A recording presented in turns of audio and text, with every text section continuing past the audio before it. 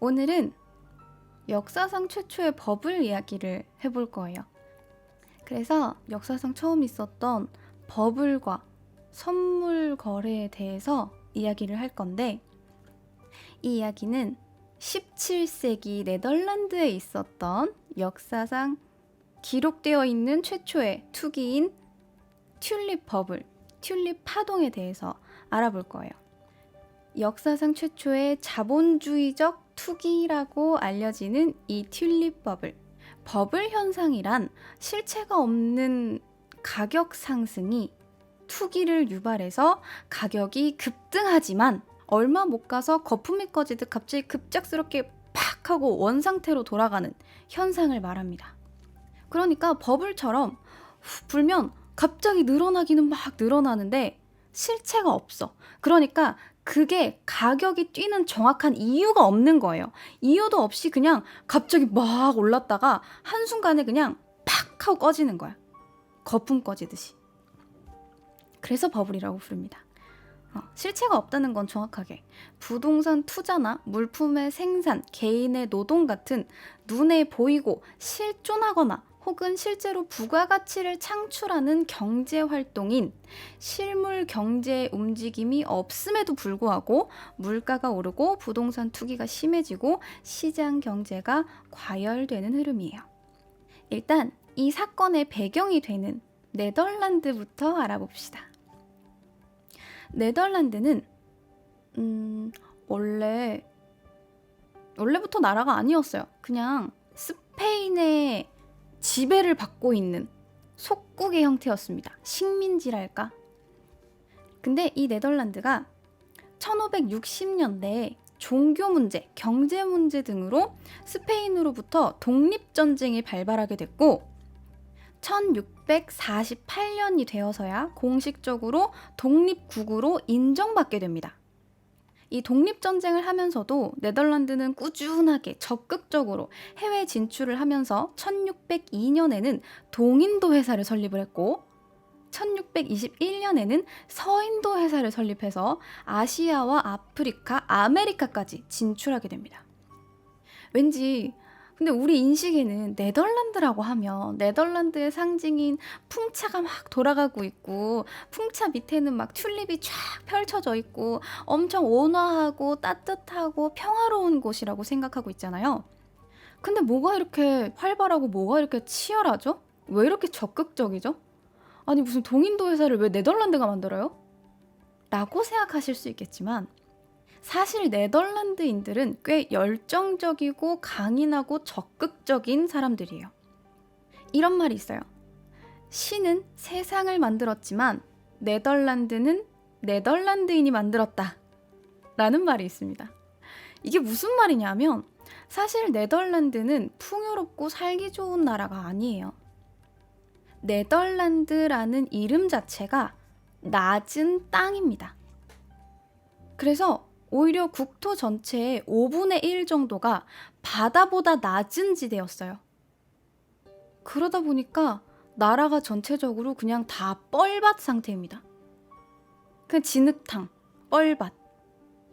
홍수도 엄청나게 자주 나서 1287년에 있었던 홍수는 민물 호수를 바다로 만들었어요. 그 말인즉 땅에 갇혀있던 호수를 휩쓸고 들어와서 땅을 없애버리고 바다랑 터졌다는 이야기입니다. 13세기에는 35번이나 대홍수가 나서 저지대를 휩쓸었고 특히나 1421년에는 대홍수가 나서 10개의 마을이 완전히 침수가 되고 총 20여 개의 마을이 수해를 입었어요. 이때 약 10,000여 명의 사람들이 사망했다고 합니다. 그러니까 이렇게 치열한 곳을 사람이 살 수 있도록 만드는데 엄청나게 힘들었겠죠. 이런 곳에서 네덜란드인들은 오랜 시간 제방을 쌓고 바닷물을 막아서 간척지를 만들고 지금 같은 땅을 만든 거예요. 네덜란드 하면 또 생각나는 게 있죠. 암스테르담. 유명하잖아요. 그런데 이렇게 비슷하게 암스테르담처럼 담으로 끝나는 도시들이 있어요. 이 담으로 끝나는 도시들은 강 주변으로 댐을 쌓고 제방을 쌓아서 그 위에 거주지를 만들면서 사람들이 와서 옮겨 살아서 이 도시가 만들어진 거예요. 그래서 암스테르담이라고 부르는 겁니다. 이 암스테르담은 암스텔 강에 있는 댐을 만들어서 도시를 만든 거고요. 제2의 암스테르담이라고 불리는 로테르담은 로테강 주변을 끼고 간척지를 만들어서 만든 도시이기 때문에 로테르담이라고 불러요. 그리고 네덜란드에서 유명한 풍차 역시 댐이나 뚝을 쌓아도 계속해서 물이 밀고 들어오니까 이 바닷물을 퍼다 올려서 다시 돌려서 빼내는 용도로 풍차를 만들었던 거예요. 그래서 네덜란드에 풍차가 많은 겁니다. 특히나 1421년에 대홍수가 난 이후에는 풍차가 훨씬 많이 만들어졌고 17세기에는 레흐바터라는 수력공학자가 43개의 풍차를 만들어서 암스테르담 북쪽에다가 간척지를 개발했어요. 근데 이 사람의 성인 레흐바터는 물을 비우다라는 의미를 갖고 있다고 합니다. 참 재밌죠? 자, 이렇게 우리는 네덜란드의 유명한 2개 중에 하나인 풍차의 용도를 알아봤어요. 그죠? 네덜란드의 의미와 네덜란드 땅, 네덜란드 이름, 그리고 풍차 이야기를 해봤는데 이제 본격적으로 나머지 한 개인 튤립 이야기를 해봅시다. 자, 네덜란드는 80년 동안 독립전쟁을 하고 댐을 만들고 바닷물을 막고 풍차를 돌리면서 열심히 땅을 넓혀가면서 동인도 회사까지 만들어서 무역 강국으로까지 성장했어요. 그리고 이때 비슷하게 영토를 확장하던 나라가 있었으니 거기가 바로 오스만 제국입니다.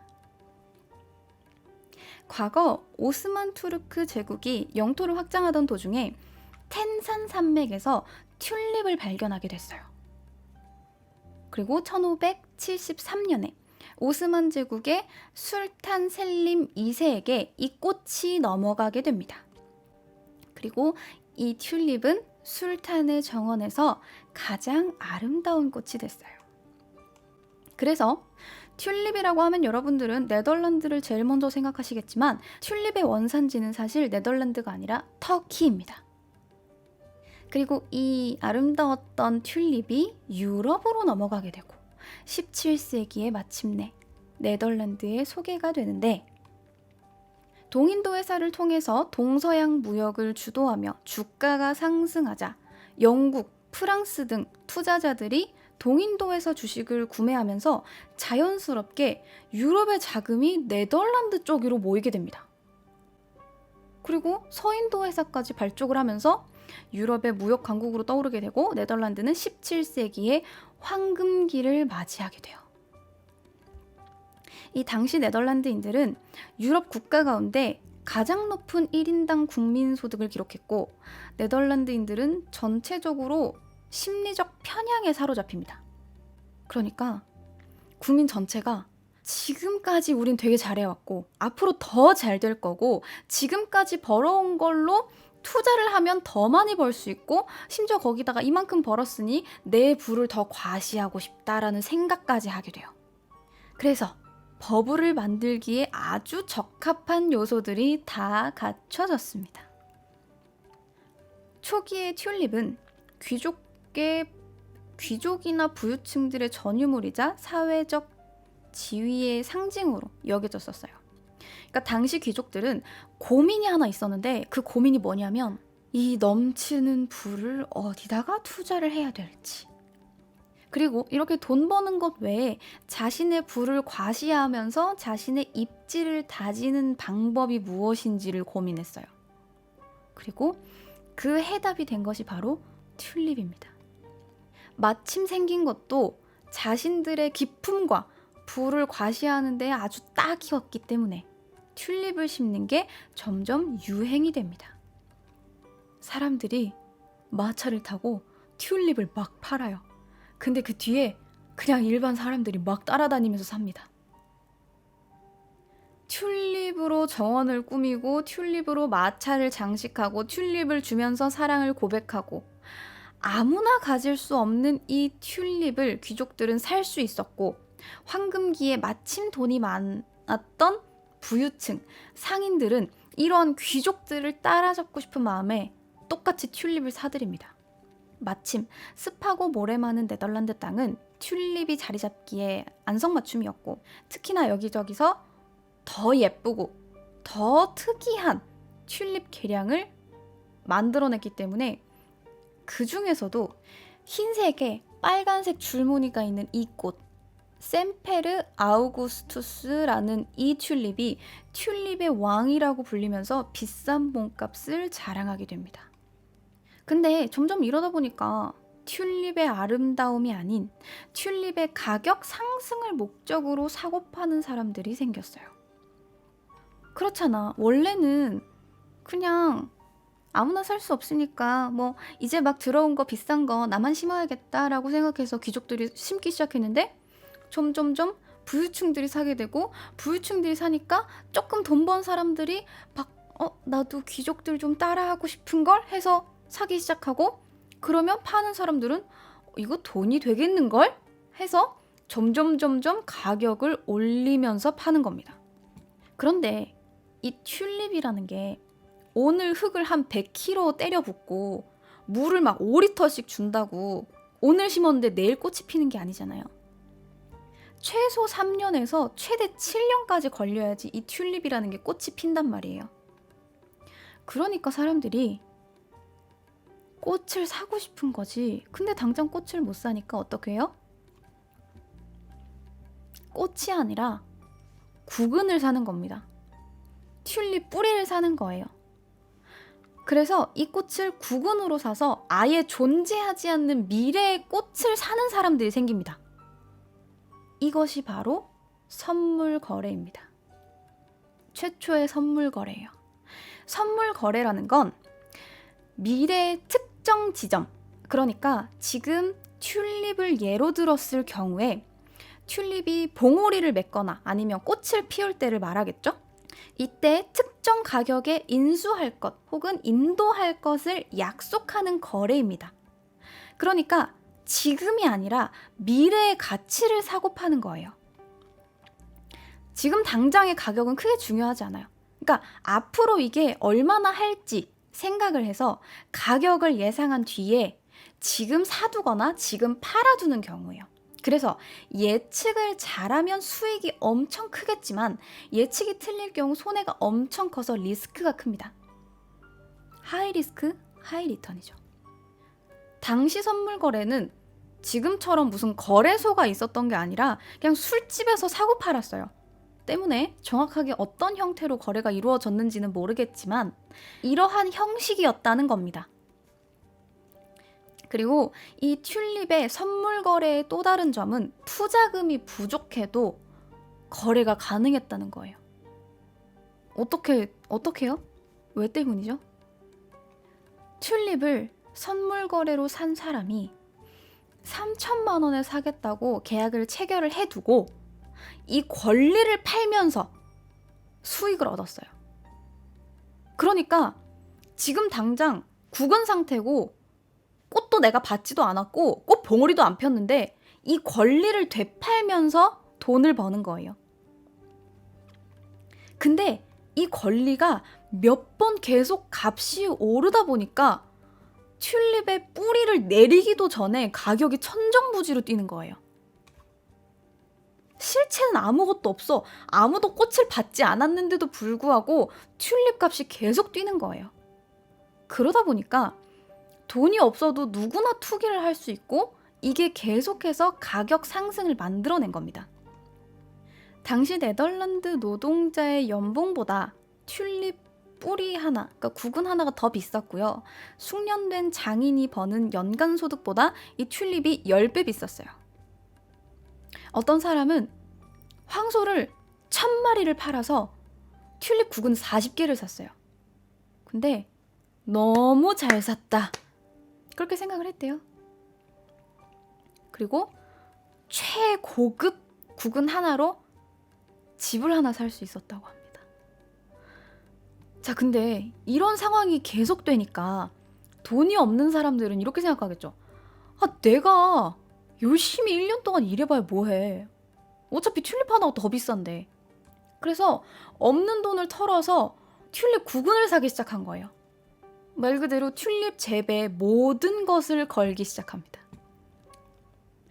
1636년 내내 가격이 오르던 튤립은 1637년 1월에 절정을 찍었어요.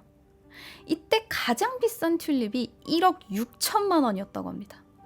튤립 하나가 1억 6천만 원. 한 번은 수입 화물을 싣고 온 선원이 청어 한 마리를 먹으려고 아무 생각 없이 사무실에 있었던 양파같이 생긴 거를 하나 이제 가져가가지고 양파랑 훈제청어를 같이 먹었어요. 근데 그게 알고 보니까 튤립 구근이었던 거죠. 상인은 기절했고 이것을 먹었던 선원은 감옥에 들어갔다고 합니다. 참고로 튤립 구근은 정말 양파같이 생겼어요. 자, 이렇게 튤립은 1637년 1월 최고가를 경신했으나 이제 점점 사람들이 아니 나는 집에 튤립 한번 못 심어봤는데 지금 튤립을 5천만 원을 주고 샀어. 이거 언제 받아볼 수 있는 거고 튤립 하나 이렇게까지 해야 되나? 라는 생각이 점점 들기 시작하는 거죠. 그래서 점점점 사는 사람들이 적어지기 시작합니다. 그러다 보니까 튤립 가격이 점점점 또 낮아져요. 근데 1억 6천이었던 걸 1억 2천에 내놔도 안 팔리고 1억 2천에 내놔도 안 팔리니까 1억까지 떨어지고 점점 가격이 떨어지고 결국 6개월 만에 99% 가격 하락을 마지막으로 튤립 거품은 꺼졌습니다. 버블이 이래서 무서운 겁니다. 언제 꺼질지를 모르거든요. 사실 버블은 왜 꺼지는지도 몰라요. 왜 튤립 버블이 꺼졌어요? 라고 물어봐도 대답할 수 있는 사람이 없습니다. 왜? 버블이니까. 예상이 안 되거든요. 이유를 알 수 없게 갑자기 가격이 올라가고 이유를 알 수 없이 그냥 버블이 갑자기 퍽 터져버리는 겁니다. 운 좋은 사람들은 뭐 부귀영화를 누렸겠지만 운이 나쁜 사람들은 폭망이겠죠. 이렇게 순식간에 꺼질 거품이었으나 후폭풍은 엄청났습니다. 어음은 부도가 났고요. 지불할 수 없는 채무를 가진 사람은 3,000명 정도였다고 해요. 여기저기서 채무자랑 채권자 다툼이 이어졌고 채권자이며 채무자인 사람도 늘어났습니다. 채무 이행을 요구를 해서 소송을 걸기도 했기 때문에 줄 소송이 이어졌어요. 근데 어쨌든 채무자한테 이행 능력은 없잖아요. 나도 튤립을 본 적은 없는데 일단 나도 권리를 사고 팔았고 나도 권리를 갖고 있으니까 나도 채권자이기는 한데 내가 돈을 빌린 사람이 있으니까 나도 채무자이기도 하고 채권자이면서 채무자고 다른 사람이 돈을 갚으면 나는 또 갚을 수 있을 것 같은데 그 사람은 또 돈이 없고 이런 식인 거예요. 그러니까 네덜란드 전체가 혼란에 빠져버립니다. 그럼 이제 어떻게 해요? 정부가 나서야죠. 정부가 나섭니다. 그래서 네덜란드 의회랑 당국이 움직여서 조사가 끝날 때까지 튤립 거래를 보류한다 라고 결정이 내려졌고 결국 튤립은 그만큼의 가치가 없다 라는 이유로 계약이 일괄무효가 돼버립니다. 그냥 없었던 걸로 치는 거예요. 이거에 대한 피해자들이 워낙 많으니까. 그래서 몇몇 벼락부자와 운 나쁜 파산자들을 남기고 튤립의 시대는 끝이 납니다.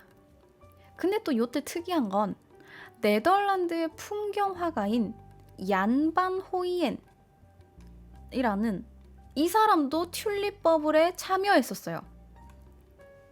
튤립 시장이 붕괴하기 직전에 900길더랑 그림 2점을 주고 튤립 구근을 샀어요. 그리고 버블이 꺼졌어요. 순식간에 파산했어요. 그리고 이 사람은 20년 동안 빚을 갚기 위해서 그림을 그려댔고 죽을 때까지 2,000점에 가까운 그림을 그려서 죽기 직전에 빚을 갚았대요. 그래서 이 사람이 네덜란드에서 가장 다작한 화가로 알려져 있습니다. 여러분, 투기와 빚이 이렇게 무섭습니다. 그래서 이런 내용이 영화 튤립 피버? 아마 만들어졌을 거예요. 소설을 기반으로 이 사람을 이제 모티브로 해서 각색한 캐릭터가 나왔고 영화가 만들어졌었습니다. 그래서 오늘은 이렇게 튤립 버블, 역사상 최초의 버블, 투기, 선물 경제, 선물 거래가 있었던 튤립 버블에 대해서 알아봤습니다.